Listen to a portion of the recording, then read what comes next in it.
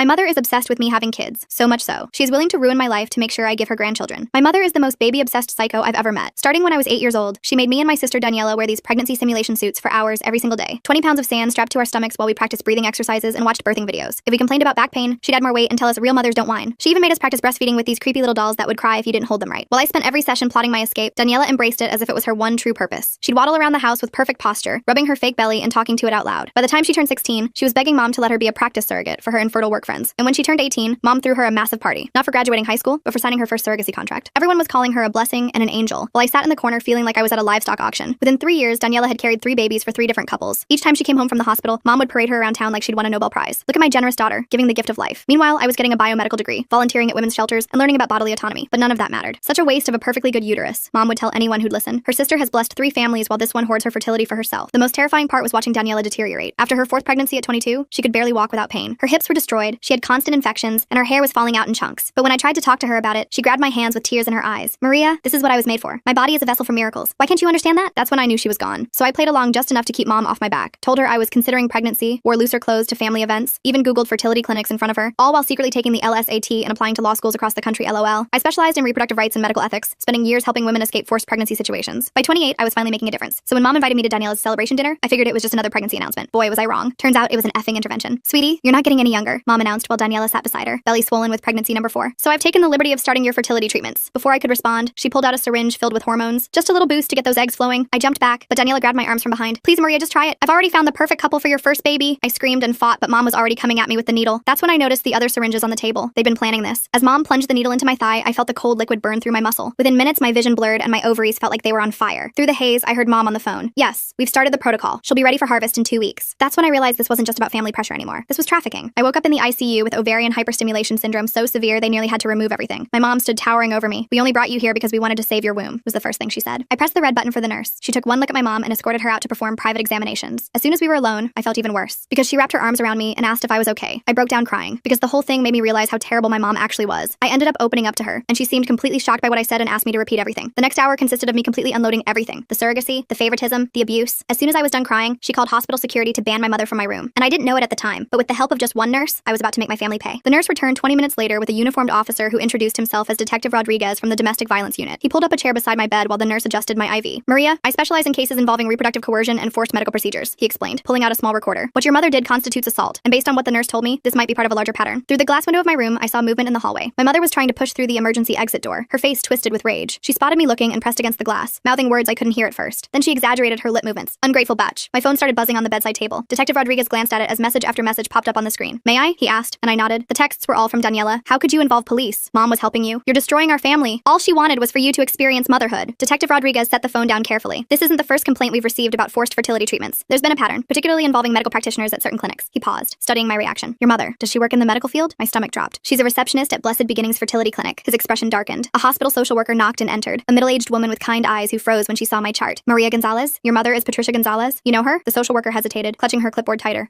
We've had some interactions. Let me get you some resources. She fumbled through her papers, clearly uncomfortable. Detective Rodriguez made notes while I described the intervention dinner. The social worker kept glancing at the door, and I noticed her hands shaking slightly as she handed me pamphlets about domestic violence resources. I need to check something, I said, reaching for my phone. I logged into my medical portal, scrolling through recent documents. There it was, dated 3 months ago, right after I'd casually mentioned to Mom that James and I were thinking about our future. My medical power of attorney had been changed to my mother. This isn't my signature, I said, showing them the document. The handwriting was similar to mine, but slanted differently, the way someone might write if they were tracing. Before anyone could respond, a man in an expensive suit strode into the room. I'm representing Patricia Gonzalez. I understand there's been a misunderstanding regarding my client's daughter's medical care. That was fast, Detective Rodriguez muttered. The lawyer smoothed his tie. Maria is clearly suffering from hormone-induced psychosis. Her mother was simply trying to help when Maria became violent. We're requesting an immediate psychiatric evaluation. I'm not psychotic, I protested. The hormones in your system suggest otherwise. Ovarian hyperstimulation can cause severe mood disturbances, paranoia, even hallucinations. The hallway suddenly filled with noise. Daniela appeared with 5 small children clinging to her maternity dress. Aunt Maria needs help, she announced loudly to anyone who would listen. She's been struggling with jealousy issues for years. Hospital security arrived, trying to maintain order as the children started crying. Daniela bounced the youngest on her hip while rubbing her pregnant belly with her free hand. I grabbed my phone to call my law firm, needing backup. The receptionist answered on the second ring. Oh, Maria, your mother called earlier. She explained about your situation. Don't worry. We're handling your caseload while you recover. What? No, I'm fine. I need to speak to... The partners think it's best if you focus on getting better. Your mother said the breakdown was quite severe. I hung up, my hands trembling. Through the window, I watched my mother pull something from her purse, showing it to her lawyer. Keys, my apartment keys, my car keys. She started reciting something, and though I couldn't hear her, I recognized the pattern. She was listing my work schedule. Monday, she has court at 9. Tuesday is client meetings until 6. Wednesday, she volunteers at the women's shelter. The lawyer nodded along, taking notes. James burst through the door, still in his work clothes. Maria, I got your text. But Daniela intercepted him in the hallway, placing a manicured hand on his arm. I couldn't hear what she was saying, but I saw her gesture toward me, then touch her temple in the universal sign for crazy. She pulled out her phone, showing him something on the screen. The nurse who'd been helping me earlier returned with a plastic bag. "These are the belongings you came in with," she said, but her expression was troubled. She pulled out several glossy brochures from Blessed Beginnings Fertility Clinic. "Those aren't mine," I said immediately. She unfolded one of the brochures. Inside was a consent form for egg retrieval, dated last week. The signature matched the one on my power of attorney document. The hospital administrator appeared in the doorway, a thin woman with a practiced smile. "Given the circumstances and the family's concerns, we think it might be best to transfer Maria to our psychiatric ward for a full evaluation, just as a precaution." Through the glass, my mother smiled. Detective Rodriguez stood up. "She's not going anywhere without a court order." "Of course," the administrator said smoothly. "We're simply considering all options for Maria's well-being." My phone buzzed again. This time it was my law school mentor, Professor Chen. "Just got off the phone with your mother. She's very concerned about your pregnancy delusions. Said you've been fixating on having a baby, but your body won't cooperate. Is everything okay?" I wanted to scream. Every avenue of my life was being systematically poisoned. I looked at Detective Rodriguez, then at the social worker who still wouldn't meet my eyes, then at James in the hallway with Daniela still whispering in his ear. "The evaluation," I said suddenly. "I'll do it. I'll prove I'm competent." The lawyer smiled. "Excellent. Dr. Margaret Whitfield will perform the evaluation. She's the best in the state." The name sounded familiar. Then it hit me. Mom's Book Club. Dr. Whitfield had been coming to our house for monthly meetings for over a decade, but it was too late to take it back. The administrator was already making arrangements, and my mother's smile through the glass had turned triumphant. The nurse squeezed my hand as she checked my IV one more time. She leaned close, pretending to adjust my pillow. "Whatever happens, don't sign anything else," she whispered. "And check your phone's location settings. Someone's been tracking you." As everyone filed out to make arrangements for my evaluation, I noticed something else. Daniela was showing James her phone again, and this time I caught a glimpse of the screen. It was a text conversation, but not recent ones. These were from 2 years ago, when James and I had first started dating, and I'd mentioned that maybe someday, far in the future, we might want kids. She was building a case that I'd always wanted children, that this was all my own frustrated desire manifesting as paranoia. And from the look on James's face, it was working. The psychiatric evaluation was scheduled for tomorrow morning. As I lay in that hospital bed, watching my mother orchestrate my destruction through a pane of glass, I realized the true horror of my situation. She'd been planning this for years, waiting for the perfect moment to spring her trap, and I'd walked right into it. The psychiatric evaluation was set for 8 a.m. I spent the night rehearsing answers in my head, trying to anticipate Dr. Whitfield's questions. The nurse from earlier shift had slipped me a sedative, whispering that I'd need rest to appear stable, but sleep wouldn't come. Every time I closed my eyes, I saw my mother's triumphant smile through that glass. Around 3 a.m., my phone lit up with an Instagram notification. Daniela had posted a photo from last month's family dinner. There I was, slumped in my chair, eyes glazed. The caption read, "Praying for my sister's fertility journey. Some women struggle more than others to accept their maternal calling." Posted 3 weeks ago, but I was just seeing it now. The comments were full of sympathy for her and concern for me. I scrolled through her feed with growing horror. She'd been documenting my journey for months. Photos of me at family gatherings, always looking tired or distracted, captions about my baby fever and fertility struggles. In one video, I was playing with her youngest daughter, and Daniela had added text overlay. "She'll be such a good mom when she stops fighting nature." My work email pinged, then pinged again and again. I opened it to find my inbox flooded with messages. The subject lines made my blood run cold. "Thinking of you during this difficult time. Take all the time you need. Your health comes first." My mother had sent an email to my entire firm from my account. I read it with shaking hands. "Dear colleagues, I'm writing to inform you that I'll be taking an indefinite leave of absence to address some personal health matters. As many of you know, I've been struggling with fertility issues and the emotional toll has become overwhelming. My family is helping me get the treatment I need. Please redirect all urgent matters to the managing partners. Thank you for your understanding during this difficult time. Maria." The timestamp showed it was sent at 2:47 a.m. while I was lying here wide awake. I tried to log into my work account to send a retraction, but my password had been changed. My hands fumbled with the password reset, but the recovery email had been switched to one I didn't recognize. My mother had locked me out of my own professional life. 3 of my clients had already responded with supportive messages. Women I'd helped escape abusive situations, now believing I was having a mental health crisis. One wrote, "I always sensed you carried deep pain about motherhood. Please don't let it consume you like it almost consumed me." The irony made me want to vomit. By 6 a.m., the psychiatric ward's morning shift was arriving. I watched through my door's window as staff members whispered to each other, glancing in my direction. News traveled fast in hospitals. They all knew I was the woman who'd attacked her mother for trying to help with fertility treatments. A breakfast tray arrived, but I couldn't eat. My hands shook too badly to hold the plastic spoon steady. When I tried to drink the juice, I noticed a bitter aftertaste and set it down immediately. After what I'd learned about the drugging at family dinners, I couldn't trust anything. Detective Rodriguez arrived at 7:30, looking exhausted. "I've been investigating all night," he said quietly, pulling his chair close. "Your mother's name appears in several concerning patterns at that fertility clinic. But Maria," he hesitated, "the evidence is complicated. She's been very careful to make everything look like loving family support." "What kind of patterns?" I asked. "Young women, mostly from troubled backgrounds, who suddenly decide to become egg donors or surrogates after meeting with clinic staff. Your mother often handles their intake paperwork." He showed me a folder. "But here's the problem. They all sign consent forms. They all pass psychological evaluations. On paper, everything looks legitimate, because the system is designed to protect the clinic, not the women," I said. He nodded grimly. "I need more evidence to build a case, but right now, I'm more concerned about getting you through this evaluation safely." Dr. Whitfield arrived precisely at 8 a.m., carrying a leather briefcase and wearing a sympathetic smile that didn't reach her eyes. She was exactly as I remembered from Mom's Book Club meetings, silver-haired, professionally dressed, with reading glasses on a pearl chain. "Maria, dear," she said warmly, "your mother has told me so much about your struggles." Detective Rodriguez started to object, but she held up a manicured hand. "I'm afraid this evaluation must be conducted privately. Standard protocol." "I'm staying," he said firmly. "Then I'll have to note in my report that the patient required police supervision, which suggests violent tendencies." Her smile never wavered. "Your choice, detective." He looked at me, jaw clenched. I nodded slightly. We both knew she'd already made up her mind about her report. Having him removed would just give her more ammunition. After he left, Dr. Whitfield settled into the visitor's chair and opened her briefcase. Inside, I glimpsed what looked like completed forms. The evaluation results, already written. "Now then," she began, pulling out a tablet. "Let's talk about your relationship with motherhood." For the next hour, every question was a trap. When I explained I'd chosen career over children, she typed notes about defensive rejection of femininity. When I mentioned helping women escape reproductive coercion, she murmured about projection of internal conflicts. When I tried to tell her about the forced injection, she asked if I often felt persecuted by maternal figures. "Your mother mentioned you've been playing with dolls recently," she said, studying me over her glasses. "What? No, I haven't. She found them in your apartment. Baby dolls, hidden in your closet." She showed me a photo on her tablet. 3 dolls I'd never seen before, tucked behind my winter coats. It's quite common for women experiencing fertility grief to regress to childhood coping mechanisms. I stared at the photo, my mind racing. The dolls were positioned carefully, as if someone had staged them. One was holding a tiny bottle. Another had a miniature diaper bag. The third was wrapped in a blanket that looked handmade. Those aren't mine, I said. Denial is also common, doctor. Whitfield replied, typing rapidly. Maria, there's no shame in wanting children, but when that desire becomes so overwhelming that you lash out at family members trying to help, she injected me with fertility hormones against my will. She tried to give you a vitamin supplement, according to witnesses. You became violent and had to be restrained. She tilted her head sympathetically. The mind can play tricks when we're under stress. Sometimes we misinterpret loving gestures as attacks. My phone buzzed. A notification from my bank. A large withdrawal from my savings account. When I tried to check it, Dr. Whitfield reached over and gently took the phone. Let's focus on our conversation, she said, placing it in her briefcase. Tell me about your jealousy toward Daniela. I'm not jealous of my sister. 7 successful pregnancies, a loving family, the admiration of your community. She leaned forward. Meanwhile, you've dedicated your life to preventing other women from experiencing motherhood. Don't you see the connection? Every protest I made was twisted into evidence of my instability. By the time she finished, she painted a picture of a woman so consumed by fertility grief that she'd constructed an elaborate persecution fantasy, rather than admit her own desires. I'm recommending a 72-hour hold for observation, she announced, closing her tablet. With continued therapy, I believe we can help you work through these delusions. You can't do this, I said. I know my rights. Of course you do, dear. You've spent years studying law to compensate for what you perceive as your feminine failures. She stood, smoothing her skirt. The hold begins immediately. Psychiatric transport will be here within the hour. After she left, I grabbed the room's phone to call someone, anyone, but who? My firm thought I was having a breakdown. My boyfriend was being poisoned against me by my sister. My bank accounts were being drained. Even my mentor had been reached by my mother's campaign. The transport team arrived while I was still holding the dead phone. 2 orderlies with kind faces and firm grips. They spoke to me like I was fragile, dangerous, unpredictable. The nurse who'd helped me earlier was nowhere to be seen. As they prepared me for transport, I saw my mother in the hallway. She was talking to Dr. Whitfield, occasionally dabbing at her eyes with a tissue. The concerned mother, bravely handling her daughter's mental health crisis. Other staff members patted her shoulder sympathetically. The psychiatric ward was in a separate building, connected by an underground tunnel. The fluorescent lights hurt my eyes as they wheeled me through. The orderly pushing my wheelchair hummed tunelessly. The sound echoed off the concrete walls, mixing with the squeak of wheels and the distant clang of doors. My new room was small and sterile. White walls, a narrow bed with restraint straps visible, a small window with reinforced glass. They gave me paper scrubs to wear and took my belongings for safety reasons. The nurse doing intake was young, efficient, and clearly uncomfortable. Any history of mental illness? She asked. Number of sewer slide attempts? Number of violent episodes? No. Wait, they're saying I attacked my mother, but I'll put down one recent episode. She typed quickly. Dr. Whitfield's orders say you're to have no visitors except family for the first 24 hours. No phone calls. It's for your own stability. That's illegal. I have the right to contact my lawyer. She bit her lip. I'll have to check with the attending physician about that. But the attending physician was conveniently unavailable, as were the patient advocates, the ward administrator. Everyone who might help was somehow unreachable. I was trapped in a bureaucratic maze designed to look like treatment. My mother arrived that afternoon with a suitcase. I brought you some comfortable clothes, she announced, setting it on the bed, and some photos of Daniela's babies. I thought they might help you remember what we're working toward. She unpacked methodically. Maternity clothes, all in my size. Prenatal vitamins, a journal titled My Fertility Journey, with the first several pages already filled out in handwriting that looked almost like mine. Photos of babies I'd never met, labeled with names like your nephew and your godson. The retrieval is scheduled for next week, she said conversationally, hanging up a dress clearly designed for a pregnant woman. Dr. Martinez at the clinic is very optimistic about your egg quality. 28 is still young enough for excellent results. I'm not consenting to egg retrieval. Of course not, dear. Not in your current state. She smoothed the dress on its hanger. That's why I've petitioned for temporary medical conservatorship, just until you're thinking clearly again. She pulled out a folder thick with documents. Legal forms, medical papers, psychiatric evaluations. My signature on half of them, forged but convincing. A paper trail stretching back months, documenting my supposed descent into fertility obsession. Your work friends have been so supportive, she continued. Several have written letters for the conservatorship hearing. They've noticed your preoccupation with pregnancy for some time, apparently. All those pro bono cases for pregnant women, they thought you were working through something personal. I watched her redecorate my psychiatric room into a nursery in waiting. She'd brought a small ultrasound photo in a frame, labeled Baby Gonzalez with next month's date, a mobile with tiny elephants, a book about pregnancy nutrition, each item carefully chosen to support her narrative. Daniela sends her love, Mom said, pulling out her phone. She's been so worried about you. She showed me a video. Daniela in a hospital bed, surrounded by flowers, cradling her newest baby. Hi, Maria, my sister said to the camera, her voice weak but warm. I just wanted you to know that I love you. And when you're ready, there's a wonderful couple waiting to give your babies all the love in the world, just like mine are getting. Don't fight this, okay? Let Mom help you. She only wants what's best. The baby in her arms started crying. Daniela winced as she adjusted her position, and I saw the flash of pain across her face. The camera shook slightly. Whoever was filming had noticed too. Then the video cut off. She's so brave, Mom said, tucking the phone away. 5 pregnancies now, and she never complains, unlike some people. A commotion in the hallway interrupted her. Raised voices, then the sound of security being called. Through the small window in my door, I saw the nurse who'd helped me in the ICU being escorted out by security. She was carrying a box of personal items, her face flushed with anger. My mother followed my gaze and smiled. Oh yes, she was let go this morning. HIPAA violations, I heard. Sharing patient information without authorization. Such a shame. She seemed like a nice girl. The message was clear. Anyone who helped me would pay the price. After Mom left, I tried to sleep but couldn't. The bed was too firm, the room too bright, the sounds of the ward too unsettling. Someone down the hall was crying. Another patient kept asking for their mother. The night nurse did checks every hour, shining a flashlight through the window. Around midnight, a different nurse slipped into my room. She was older with graying hair and tired eyes. I don't have long, she whispered, but I knew your nurse friend. She asked me to give you this. She pressed a small piece of paper into my hand. A phone number, nothing more. Call it when you can, she said. Not from here. They monitor the ward phones, but when you get out, she glanced nervously at the door. There are more of us than you think. Women who've seen what happens at that clinic. We've been too scared to speak up. She left as quickly as she'd come. I memorized the number and then tore the paper into tiny pieces, flushing them down the toilet. Evidence of conspiracy, my mother would call it. Proof of paranoid delusions, Dr. Whitfield would say. The next morning brought group therapy. 6 women in a circle, sharing their struggles. The therapist, a young man with an earnest face, encouraged us to explore our relationships with femininity. When my turn came, I stayed silent. Anything I said would be documented, twisted, used against me. Maria is working through some fertility grief, the therapist explained to the group. Sometimes that manifests as rejection of traditional female roles. One of the other women, barely out of her teens, looked at me with sympathy. I get it, she said. I used to think I didn't want kids either, but therapy helped me realize I was just scared of not being good enough. I wanted to scream that not wanting children was a valid choice, that femininity wasn't defined by reproduction, that I was here because I'd helped too many women escape exactly this kind of pressure, but I just nodded and let them draw their own conclusions. Lunch was in a common room with barred windows. I picked at the food, still paranoid about substances. My table mate, an older woman with hollow eyes, leaned over conspiratorially. "First time?" she asked. I nodded. "Word of advice, agree with everything they say. Fastest way out is through compliance." She stirred her pudding absently. "I've been here 6 times. Keep fighting my daughter about custody of my grandkids, but this time I'm gonna play along. Tell them I understand boundaries, accept my role." Her laugh was bitter. "Whatever gets me out, right?" That afternoon, I had individual therapy with Dr. Whitfield. She'd set up a permanent office on the ward to better serve my patients. The walls were covered with inspirational posters about motherhood and healing. "Your mother tells me you were asking about the retrieval procedure," she began. I wasn't. "It's natural to be curious. Many women find that understanding the medical process helps alleviate their fears." She pulled out a brochure from Blessed Beginnings. "The clinic has an excellent success rate, and the couple your mother has selected is just lovely. He's a doctor, she's a teacher. They've been trying for 5 years. I'm not donating my eggs." "Of course not. You're donating the possibility of life. There's a difference." She made a note on her pad. "Maria, I want you to try something. Close your eyes and imagine holding your biological child. Even if another woman carries them, they'll still be yours in the way that matters." I kept my eyes open, staring at her diplomas on the wall, all from respectable institutions, all legitimate. This wasn't some back alley operation. It was a fully licensed psychiatrist in an accredited hospital doing exactly what the system allowed her to do. "Resistance is normal," she continued, "but I think deep down, you know your mother is right. You've spent so many years fighting your nature that you've convinced yourself the fight is the purpose. But what if you just let go?" James came during visiting hours, but I was told family only. Daniela arrived instead, moving slowly, one hand supporting her belly. She'd brought her 5 children, who fidgeted uncomfortably in the sterile visiting room. "Aunt Maria is sick," she told them, "but she's getting better." The oldest, a girl about 6, studied me solemnly. "Grandma says you're going to have babies soon too." "That's right, sweetheart," Daniela said before I could respond. "Aunt Maria just needs some help remembering how much she wants them." She'd brought photos from our childhood, the 2 of us with those horrible pregnancy suits, but she'd edited them somehow. In these versions, I was smiling, playing along, happy. "Remember how you used to name your pretend babies?" she asked. "You had a whole list. Emma, Sophia, little James Jr. if it was a boy." "That was you," I said quietly. "Those were your names." "No, Maria." She pulled out a notebook, weathered and familiar. My childhood diary. She opened it to pages I didn't remember writing. Lists of baby names and handwriting that looked like mine but wasn't. "See? You've always wanted this. The stress just made you forget." The children watched our exchange with wide eyes, learning, absorbing, seeing how Aunt Maria was being helped to remember her true purpose. The oldest kept glancing at her mother's swollen belly, then at my flat stomach, confusion clear on her face. After they left, I found myself in the bathroom, staring at my reflection. The fluorescent lights made me look pale, hollow, like the other women on the ward. I wondered how many of them were here for similar reasons, how many had fought too hard against expectations and ended up labeled as crazy. That evening, there was an incident. A new patient, young and terrified, had been brought in screaming about being forced to have a baby. Security had to restrain her while nurses administered sedatives. Through my cracked door, I heard fragments of her story. Religious parents, pregnancy pact, escape attempt. By morning, she was calm, compliant, sitting in group therapy talking about how she'd misunderstood her family's love. "Sometimes we perceive care as control," the therapist said, nodding approvingly. "But with medication and therapy, we can learn to accept support." I watched her carefully, the slight tremor in her hands, the delayed responses, the way she agreed with everything, even contradictory statements. They'd medicated her into submission, and everyone pretended it was healing. My own medication arrived with breakfast, just to help with the anxiety, the nurse explained. I recognized the pills, mild sedatives, nothing too serious. But I knew they were just the beginning. Refuse too long, and they'd find reasons for stronger interventions. I palmed the pills, pretended to swallow. Later, I'd flush them like the phone number, but I couldn't keep this up forever. Eventually, they'd do mouth checks, inject medications, find ways to ensure compliance. The conservatorship hearing was in 3 days. Dr. Whitfield assured me it was just a formality, and that I didn't need to attend. "Your mother will handle everything. You just focus on getting better." But I knew what that hearing meant. Once she had conservatorship, she could consent to anything on my behalf. Egg retrieval, hormone treatments, even forced pregnancy if she found a suitable way to frame it as therapeutic. That night, I lay awake planning. Not escape, that would only prove my instability, but compliance. Strategic, calculated compliance that might get me released before the hearing. I'd have to become what they wanted to see. A woman who'd accepted her true desires, who understood her mother's love, who was ready to embrace motherhood. The performance would have to be perfect. One slip, one moment of resistance, and I'd be here indefinitely. But if I could convince them I'd had a breakthrough, shown proper gratitude for their help, maybe, just maybe, I could get out in time to fight the conservatorship. I thought about all the women I'd helped over the years, how many had been in similar positions, trapped by family expectations, medical systems, legal frameworks that prioritized reproduction over autonomy. I'd fought for them in courtrooms and shelters. Now I had to fight for myself with the only weapons left, manipulation and lies. The irony wasn't lost on me. To prove I was sane, I had to act crazy. To maintain my autonomy, I had to surrender it. To escape my mother's control, I had to embrace everything she wanted me to be. Tomorrow, I'd start my performance, cry in therapy about my empty womb. Thank Dr. Whitfield for helping me see the truth. Ask Daniela for advice about egg donation. Let my mother dress me in those maternity clothes and tell her how right they felt. Every word would burn. Every gesture would betray everything I believed. But it was the only way out that didn't involve a needle in my arm and stirrups in an operating room. The night nurse did her check, flashlight sweeping across my face. I kept my breathing even, feigning sleep. Down the hall, someone was crying again, or maybe still. In places like this, the crying never really stopped. 3 days. I had 3 days to convince them I was cured of the terrible affliction of not wanting children. 3 days to perform the most important act of my life. The real tragedy was that I knew I could do it. Years of watching Daniela had taught me exactly what to say, how to act, what they wanted to see. I could become the perfect patient, grateful for their intervention, eager to fulfill my biological destiny. And maybe that was the worst part. Not that they were trying to break me, but that I knew exactly how to let them think they'd succeeded. The next morning, I woke with newfound determination. During group therapy, I raised my hand for the first time. "I think I understand now," I said, letting my voice crack. "All these years, I've been running from what I really wanted." The therapist leaned forward eagerly. "Tell us more, Maria." I described a fabricated dream about holding a baby, watching the other women nod knowingly. When Dr. Whitfield arrived for our session, I was ready. "I want to apologize," I began, twisting my hands in my lap. "You were right. I've been using my career to avoid facing my fertility grief." She practically glowed. "This is wonderful progress, Maria." For the next hour, I fed her exactly what she wanted to hear. How jealous I'd been of Daniela's pregnancies. How my work with reproductive rights was really about controlling what I couldn't have. By the end, she was typing furiously, documenting my breakthrough. "I think we should tell your mother," she said. "She'll be so relieved." When Mom arrived that afternoon, I was wearing one of the maternity dresses she'd brought. The fabric hung loose on my frame, but I kept rubbing my flat stomach the way I'd seen Daniela do countless times. "Oh, sweetie," Mom Mom said, tears in her eyes. You look so natural. I let her hug me, fighting the urge to push her away. I'm sorry I fought you, I whispered. You were just trying to help. She pulled back, studying my face. For a moment, I thought she saw through the act. Then she smiled and pulled out her phone. Daniela needs to hear this, she said, already dialing. I spent the rest of the day performing, asking Mom about the egg retrieval process, looking at photos of the couple who wanted my eggs, even practicing breathing exercises from those horrible childhood sessions. Dr. Whitfield was so impressed that she mentioned possibly expediting my release. If you continue showing this level of insight, we might not need the full 72 hours. That night, I couldn't sleep. Tomorrow was crucial. I needed to maintain the performance while somehow getting access to a phone or computer. The conservatorship hearing was in 2 days, and I had to find a way to contest it. The next morning brought a surprise. James arrived during visiting hours, and this time they let him in. He looked exhausted, conflicted. Your mom said you're doing better, he said carefully. I wanted to scream the truth, but I knew they were probably monitoring us. Instead, I reached for his hand. I've been so confused, I said, but I'm starting to understand what I really want. He studied my face, and I tried to communicate silently. His eyes widened slightly. Did he understand? Maybe when you get out, we can talk about our future, he said slowly. I'd like that, I replied, squeezing his hand 3 times. Our old signal for play along. After he left, I felt a spark of hope. Maybe he hadn't completely bought Daniela's lies. That afternoon, I convinced the ward staff to let me use the computer in the day room to research fertility options. Instead, I quickly logged into my email through a web browser. My password still worked on my personal account. I fired off a message to a colleague who specialized in conservatorship law, keeping it vague but urgent. Then I checked my bank accounts. More money had been withdrawn. At this rate, I'd be broke within a week. Finding good information? A nurse asked, approaching. I quickly switched tabs to a fertility clinic website. Just learning about the process, I said brightly. She smiled and moved on. I had maybe 5 more minutes before someone got suspicious. I navigated to the court website and found the conservatorship filing. My mother had claimed I was gravely disabled due to fertility-related psychosis. The hearing was scheduled for tomorrow at 2 p.m. I memorized the case number and courtroom, then cleared the browser history. If I could just get released in the morning, I might make it to court. That evening, Dr. Whitfield called an emergency session. My stomach dropped. Had they discovered my computer use? Your mother told me you've been asking about specific fertility clinics, she said. I'm so pleased with your progress that I'm recommending immediate release. I blinked. Really? You'll need to continue outpatient therapy, of course, but I think you're ready to take the next steps in your journey. She smiled. Your mother has already made an appointment at Blessed Beginnings for tomorrow afternoon, the same time as the conservatorship hearing. That's wonderful, I managed to say. I was released the next morning at 9 a.m. Mom was waiting with a bouquet of flowers and a gift bag. I bought you some prenatal vitamins, she said, handing me the bag, just to prepare your body. I smiled and accepted them, already planning my next move. Mom, I need to stop by my apartment first, change clothes, feel normal again. Her smile faltered. Oh, but we have appointments. Please, I said, channeling Daniela's manipulation tactics. I want to look my best when we go to the clinic. This is such an important day. That worked. She drove me to my apartment, though she insisted on coming inside. While she waited in the living room, I locked myself in the bathroom and called the colleague I'd emailed. Maria, I got your message. The hearing is at 2 p.m., right? I'll be there. I can't make it, I whispered. My mother will have me at the fertility clinic. Can you file an emergency motion? Without you present, it's harder, but I have evidence, I interrupted. Check my work email. Password is, I gave her my credentials. There's a folder labeled personal. Everything's there. I hung up as Mom knocked on the door. Everything okay, sweetie? Just nervous. I called back. I emerged to find her rearranging my bookshelf, removing my law texts and replacing them with pregnancy guides she'd brought. Much better, she said. Now, let's get you changed. She'd brought an outfit, a flowing dress that suggested fertility and femininity. I put it on, playing the part. We arrived at Blessed Beginnings at 1:30. The waiting room was full of hopeful couples and young women who looked vaguely disconnected. I recognized the look from my years of advocacy work. Patricia, a nurse greeted my mother warmly. And this must be Maria. We've heard so much about you. They whisked me back for preliminary testing, while Mom filled out paperwork. The nurse chattered about success rates and happy families while drawing my blood. Your mother says you're eager to help a special couple, she said. Very eager, I lied. At 2:15, I asked to use the bathroom. Instead, I slipped out a side door and called a rideshare. The courthouse was only 10 minutes away. I burst into the courtroom at 2:25. The judge was already speaking, my mother at the petitioner's table with her lawyer. My colleague stood at the respondent's table, looking relieved to see me. Your Honor, she said quickly, my client has arrived. Mom's face went white, then red. She's supposed to be at the clinic. Interesting, the judge said dryly. Ms. Gonzalez, are you here of your own free will? Yes, Your Honor, and I'd like to contest this conservatorship petition. The next hour was brutal. Mom's lawyer presented Dr. Whitfield's evaluation, the psychiatric hold, my confession of wanting children. But my colleague countered with the evidence I'd gathered, the forged signatures, the timeline of Mom's planning, the pattern of coercion at the clinic. Your Honor, I said when given the chance to speak, I don't have fertility grief. I have a mother who's built her entire identity around her daughter's reproductive capacity. She drugged me, forged documents, and orchestrated an elaborate campaign to destroy my credibility when I refused to participate in her breeding agenda. Mom started crying. I just wanted grandchildren. Is that so wrong? You have 5 grandchildren, I pointed out. Through Daniela, who can barely walk anymore because of what you've done to her body. She chose that life, did she? Or did you condition her from age 8 to believe she had no other value? The judge called for order. After reviewing the evidence, including the hair follicle test results my colleague had subpoenaed, he made his decision. The petition for conservatorship is denied, he said firmly. Furthermore, I'm issuing a restraining order. Ms. Patricia Gonzalez, you are to have no contact with your daughter Maria. Mom wailed. Her lawyer whispered urgently in her ear, but the decision was final. As we left the courthouse, I saw Daniela in the parking lot, struggling to get out of her minivan with her swollen belly. She'd brought all 5 children. How could you? She called out. Mom loves us. She loves what our bodies can do for her, I replied. There's a difference. The oldest child, the 6-year-old girl, tugged on Daniela's dress. Mommy, why is Grandma crying? Daniela didn't answer. She couldn't. Because how do you explain to a child that they're being groomed for the same fate? I walked away, my colleague beside me. What now? She asked. Now I file a complaint with the medical board about Blessed Beginnings, I said, and I start documenting everything for the civil suit. What about your sister? I looked back at Daniela, still standing by her van, children clustered around her like shields. I can't save someone who doesn't want to be saved, but maybe I can protect her daughters. That evening, James came to my apartment. We sat on my couch, the same one where Mom had probably planted those dolls, and talked for hours. I almost believed them, he admitted. The texts, the photos, the stories, it all seemed so real. That's how good manipulators work, I said. They take a grain of truth and build a mountain of lies. He stayed the night. Not romantically, neither of us were ready for that. But having someone there who believed me, who saw through the gaslighting, made me feel human again. The next few weeks were a blur of legal filings. Therapy, real therapy, not Dr. Whitfield's manipulation, and slowly reclaiming my life. My firm welcomed me back after I explained the situation. Several of my clients reached out, apologizing for doubting me. The investigation into Blessed Beginnings revealed what I'd suspected, a pattern of targeting vulnerable women, often referred by concerned family members like my mother. The clinic was shut down pending review. Mom tried to contact me through flying monkeys, mutual acquaintances, distant relatives, even my childhood priest. Each time, I documented it for the restraining order file. Daniela gave birth to her 6th child 6 weeks later. I heard through the grapevine that there were complications, bad ones. She survived, but barely. The doctors told her no more pregnancies. I wanted to feel vindicated, but I just felt sad. She was my sister, despite everything. And now she was facing the reality of a body destroyed in service of someone else's vision. 3 months after the conservatorship hearing, I got a call from an unknown number. I almost didn't answer, but something made me pick up. Aunt Maria? A small voice said. It's Emma, Daniela's oldest daughter. Hi, sweetheart, I said carefully. Is everything okay? Mommy's sick again, and Grandma keeps talking about when I'm older and can have babies. Her voice dropped to a whisper. I don't want to be like Mommy. My heart broke and soared simultaneously. You don't have to be, Emma. You can be whatever you want. Can I come see you sometime? Mommy says you're dangerous, but you don't seem dangerous. I'd love that, I said. But we need to make sure it's okay with your mom first. It wasn't okay, of course. But Emma kept calling secretly from a friend's phone or the school office. I became her safe harbor, the aunt who told her she had value beyond her uterus. 6 months later, at a family funeral, not Mom's side, thankfully, I saw Daniela. She was in a wheelchair, her body finally refusing to cooperate with her martyrdom. She looked at me across the church, and for the first time in years, I saw my sister. Not the breeding machine Mom had created, but the girl who used to sneak into my room during thunderstorms. She didn't speak to me, but she didn't look away either. A year after everything happened, I was at a coffee shop when a young woman approached me. She looked familiar, but I couldn't place her. You're Maria Gonzalez, she said. You helped my friend escape her family. They were trying to force her to be a surrogate for her sister. I'm glad she got out, I said. She did, because of you. Because you fought back and made it public. She paused. I'm supposed to start fertility treatments next week. My mom's been planning it for years, but after seeing what happened to you, what you survived, I think I'm going to run instead. I gave her my card. Call me if you need help. She left, and I sat there thinking about cycles, how they perpetuate until someone breaks them, how the breaking hurts everyone involved, how sometimes the only victory is preventing the next generation from suffering the same fate. My phone buzzed. A text from Emma, now 7 and sneaking her mom's phone. Grandma says I'm going to be a wonderful mother someday. I told her I want to be a lawyer like you instead. She got really mad. I smiled and typed back, good for you, kiddo. Stand your ground. The war wasn't over. It never really ends when family is involved. The battles had been won. Boundaries had been set. And somewhere out there, girls were learning they had options beyond what their bodies could produce for others. That had to be enough.